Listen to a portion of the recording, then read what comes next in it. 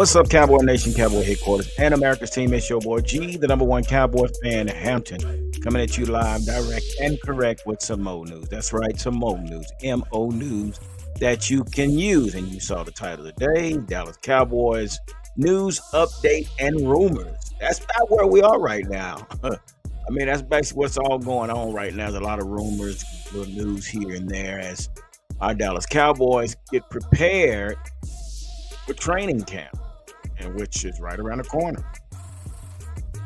And yeah, I don't know about you guys. I'm ready for training camp. Oh man, I tell you what, I don't know if you guys watch. I forget what show it is, but Shady McCoy, man, I tell you what. I mean, they could bring me on to do that show when we're talking about a biased individual. Shady McCoy is definitely one of those guys. And I understand David Hellman, he's a cowboy guy, but he is willing to discuss the situation or the issues or the stories that are at hand about any player or any team. Shady McCoy is a different man, gosh. I tell you, this guy here. Uh yeah, they could bring G, the number one cowboy fan, on and do sit in his shit. But why would I want to do that? I'm surrounded by Dallas Cowboy fanatics by the Dallas Cowboys huddle. So anyway, I hope everybody's doing great today, man. Here we are. We are getting ready to start our weekend. Weekend is going pretty good for me. Just got back from vacation. Costa Maya and Cozumel owes me nothing.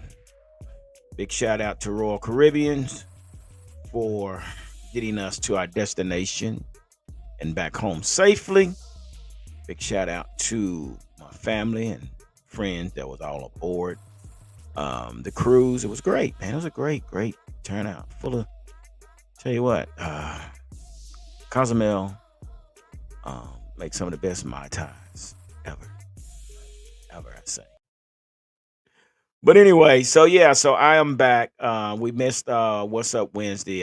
Like I say, really, we all decided to take a little time. There wasn't much going on at the time, so we decided to take Wednesday off, and I was out of the country. So here we are. They're getting back to things and trying to report what's going on with our Dallas Cowboys, and it's a lot of stuff that's been talked around, the workplace and in barbershop and things like that. We've been hearing a lot about our defense and how nasty this defense could be, and how Dan Quinn, he mentioned several times that he feels that this team is starting, this defense is starting to gel. They're moving up and on levels as far as grasping the concept of the scheme of things and to that nature, things to that nature. Offensive side of the ball, we matter of fact, I got to say this. Troy Aikman basically was asked by 105.3 The Fan and what he thought about.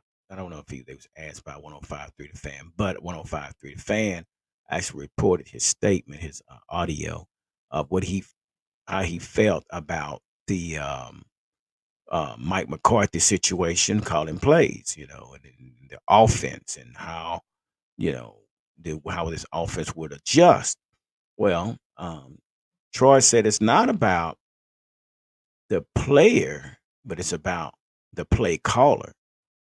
And this is what makes Dak or the offense better.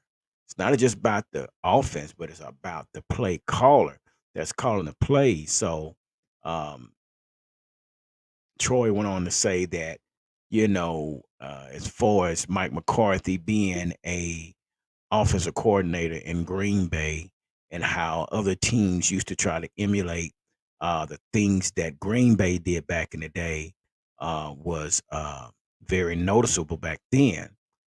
So Troy goes on to say that he stands behind Mike McCarthy. He felt that Mike McCarthy was a great offensive play caller, and he supports the move and was really surprised that Mike McCarthy actually came in and did not take the offensive coordinator play calling job as the head coach. But he did say, Troy Aikman said that basically this is a great move for the Dallas Cowboys to make um, Dak better.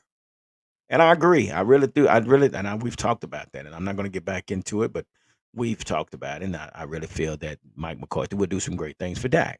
So this is some of the conversations that's been been heard around different areas, workplace, barbershop, man caves, and things like that.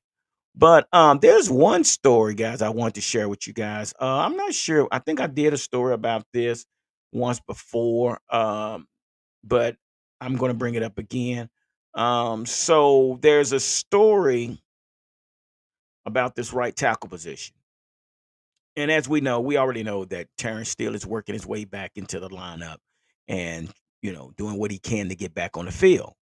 But at the moment, right now, the Cowboys have Matt Walesko at that position right now. And man, I'm gonna tell you something.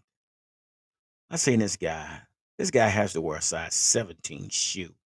This is a huge kid, man.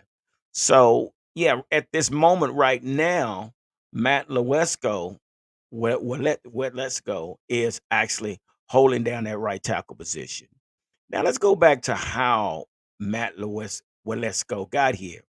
Well, you remember, guys, we had sent Amari Cooper uh, to Cleveland Browns for a fifth round draft pick. Yeah, I remember that. Wow. Terrible. But with that fifth round draft pick, the Cowboys selected Matt Lewesko, which was a good fit at the time for Matt Lewesko. But unfortunately, Matt found himself on an injury reserve um, due to a shoulder injury. So, but this is how we acquired Matt Walesko. He comes out of North Dakota. Yeah, he's from North Dakota, and we drafted him with the fifth round draft pick. Um, Again, the stature of this kid, huge. This kid is massive and has the size that I feel that he can probably hold down that right tackle until we get Terrence Steele back. But what has been told is only thing that's hindering Matt is the footwork. And right now they're working on trying to get him up to par to where, as far as his footwork. I mean, this guy is a massive guy, and I really think that he's a good fill in, you know. Come to say North Dakota, he played both right and left tackle, but played mostly on the left. On his 658 pass block snap during his time at North Dakota, he never allowed a single sack and only allowed 18 pressures. Each year in college, his run blocking got progressively better. So this is a good project. This is a good feel, and knowing that Matt Lewesko is one guy that we can probably, you know, keep at this right tackle until we get Terrence Steele back. So I like this. I like this guy, man. I mean, he fits the part. I think this guy is what he's. I thought they had the size, so we picked him at the fifth round pick at 155 in 2022. He's from North Dakota Fighting Hawks. Don't know. Anyway, but again, looking at this guy, man. I mean, he has the perfect bill to play this position. But we only know that's temporary until Terrence Steele returns. So, big ups to Matt. Hopefully, he can hold it down, and hopefully, it'll be someone that we can count on if needed. So, big ups to Matt. Guys, did y'all hear this? Hear about this? I talked about this not long ago about Stephon Diggs coming to the Cowboys. Well, it seems that the Buffalo Bills, basically is hearing Stephon Diggs, you know, cries or his message or whatever the case may be. But they're saying that it's a possibility that he could be traded. But the only thing about this is by um, the Denver Broncos insider Benjamin Albright. It basically was saying Albright did say the Broncos country tonight that it has been suggested to him that regarding trading Diggs privately, the Bills will consider it under the right circumstances. And that quote, standing alone, is what is being aggregated into a major news story that requires proper framing and added context. So I think the Bills kind of fed up with getting fed up with Stephon Diggs. But now, only thing about that, if they were to trade Stephon, that means that the Bills will have to eat $44 million. 44 million in dead money. So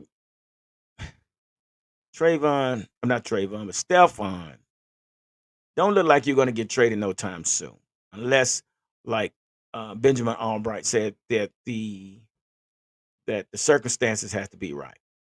That's the only way that can probably take even talk about trading Stephon Diggs. So the best thing to do is just sing a kumbaya song,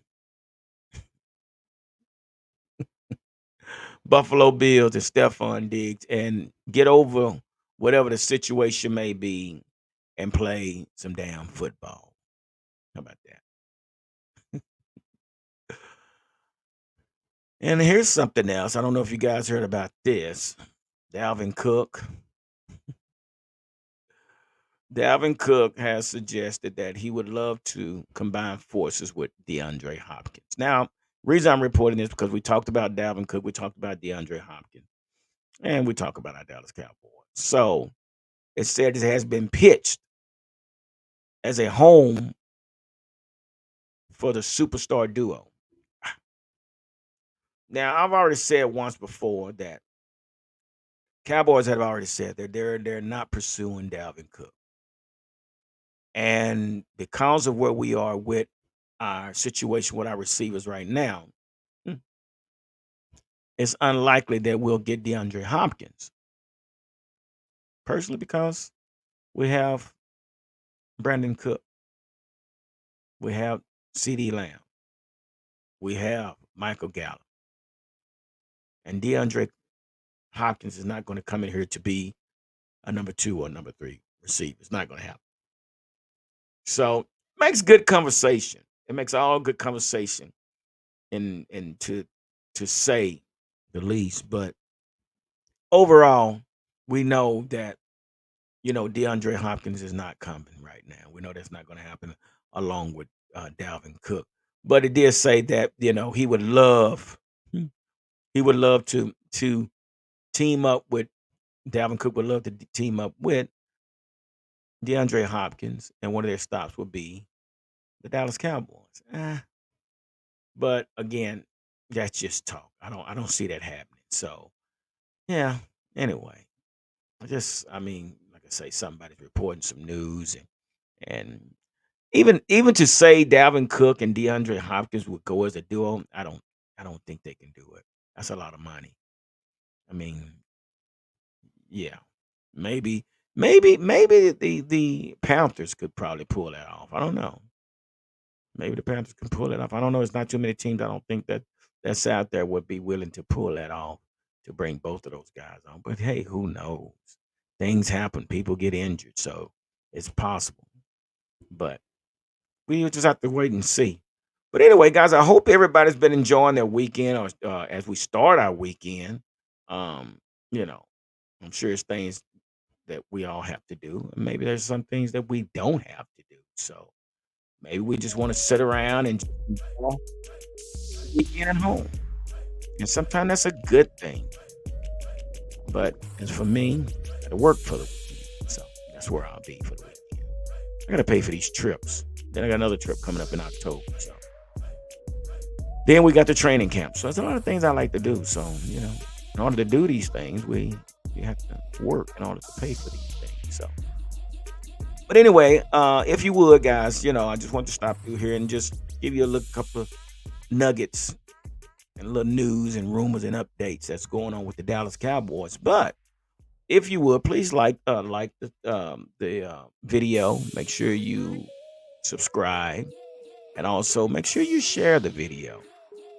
It would be greatly appreciated. And again, thank you all to all the subscribers that have helped us get to where we are today. Because without you guys, we wouldn't be here today. So I want to say thank you to all our subscribers and all those that follow this channel. And also, big shout out to our social media groups out there, the Dallas Cowboys on Decks, Cowboy Fans 365, We Them Boys, and Dallas Cowboys Insider. We thank you also for posting our content in your groups. And I would say, if you're not a part of these groups, please stop by Facebook and join these groups. These are diehard Cowboy fans. So big shout out to those guys. Okay, guys, I'm not going to hold you any longer. I got things to do. Got to move on and get along and things like that. But I'm wishing you guys the best. And from here on out, like I always say, don't nothing happen to a sleeper but a dream. So let's make it happen. Dallas Cowboys.